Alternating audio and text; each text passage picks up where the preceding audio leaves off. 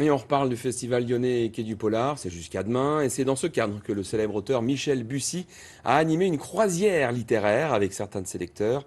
1 heure de balade pour échanger sur ses romans et ses projets. Lise Riget, Morgane Plouchard et Vincent Fourmillon étaient eux aussi du voyage. Embarquement en quai de Saône. Michel Bussy fait escale à Lyon. L'auteur de Nymphéa Noir est attendu avec impatience. D'ordinaire, il transporte ses lecteurs au fil des pages. Aujourd'hui, ils sont venus boire ses paroles. Le romancier se raconte et donne aussi quelques anecdotes.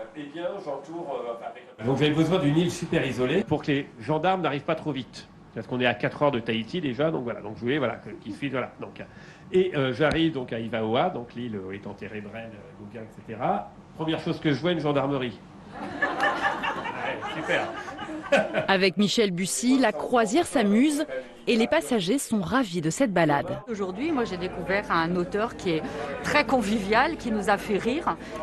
Voilà, le personnage est resté malgré sa, on va dire sa notoriété, resté très abordable et je pense que c'est très agréable. Quand on lit un livre, on part en voyage en fait avec l'auteur.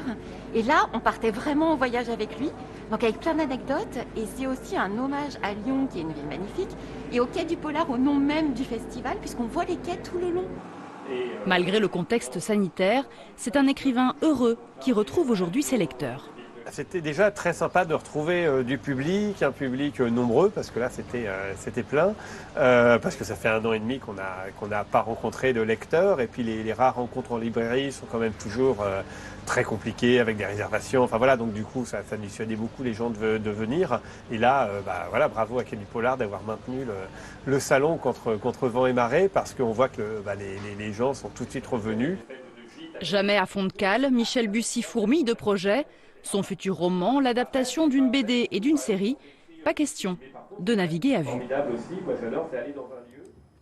Et voilà qui nous mène tout droit à notre série du week-end consacrée à